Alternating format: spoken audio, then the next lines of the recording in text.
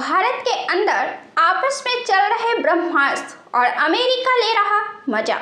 भारत पाकिस्तान का युद्ध जून में हुआ था और लगातार कांग्रेस यह सवाल करता रहा कि भारत के कितने रफाल को नुकसान हुआ है, कितने गिराए गए हैं, लेकिन यह बात सामने नहीं आई।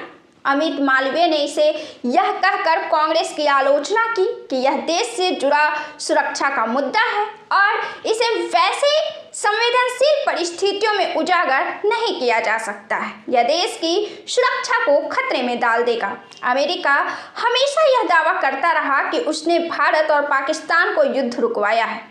भारत इसे खारिज करता रहा है। काफी महीनों तक यह बात खूब चली है। सदन में भी यह बात उठी है। कांग्रेस और भाजपा के बीच जबरदस्त तौर पर इस मुद्दे को लेकर खींचतान हुई।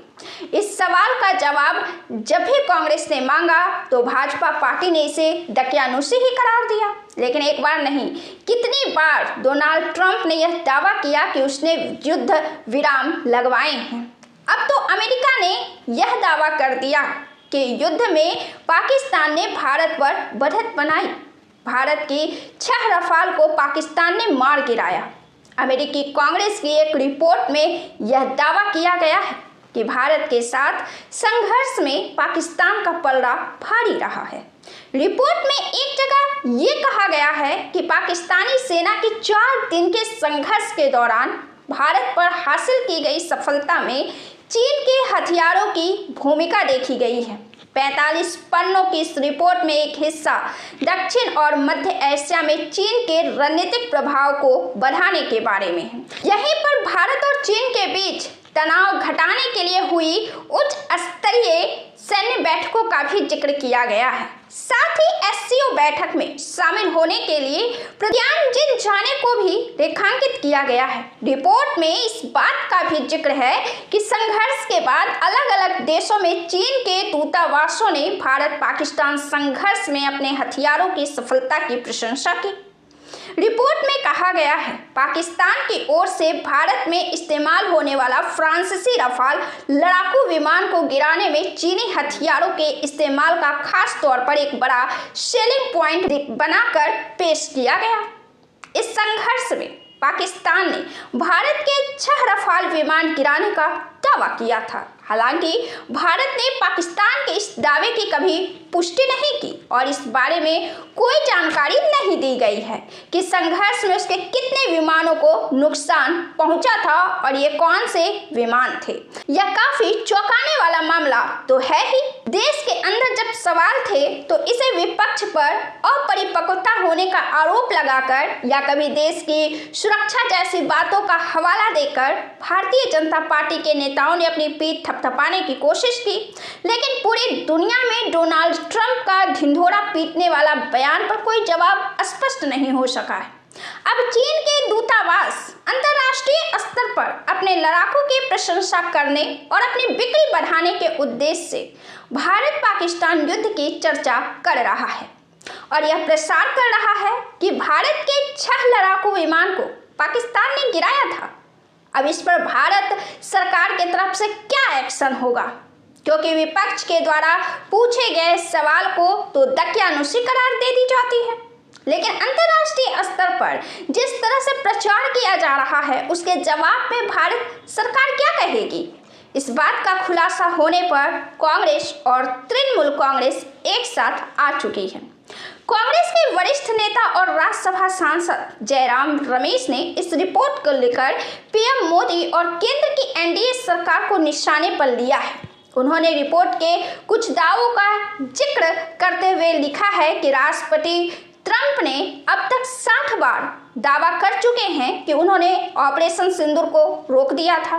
प्रधानमंत्री इस बारे में पूरी तरह चुप्पी साधे हुए हैं। अब अमेरिकी कांग्रेस के US China economic and security commission की यह रिपोर्ट आई है जो भारत के लिए एकदम अस्वीकार्य है। क्या प्रधानमंत्री और विदेश मंत्रालय इस पर आपत्ति और विरोध दर्ज कराएंगे? हमारी कूटनीति को एक और गंभीर झटका लगा है।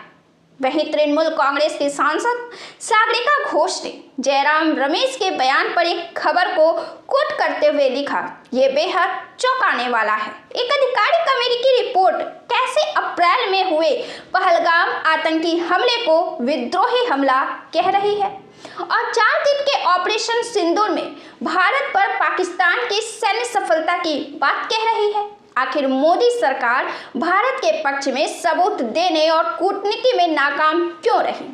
मोदी सरकार को संसद में इसका जवाब देना चाहिए। भारत ने पाकिस्तान पर अपनी सैन्य कार्रवाई में ऑपरेशन सिंदूर नाम दिया था। हालांकि बीजेपी आईटी सेल के प्रमुख अमित मालवीय ने रिपोर्ट के एक हिस्से का जिक्र करते हुए विपक्ष पर परोक्ष हमला किया है।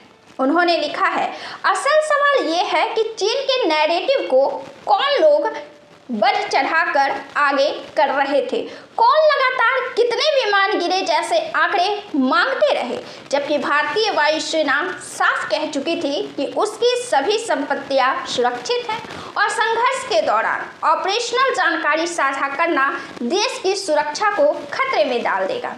चीनी दुष्प्रसार की मशीन के ऑपरेटर बाहरी थे, लेकिन भारत के भीतर जो भोंपू था, हम सब जानते हैं कि उसे कौन चला रहा था।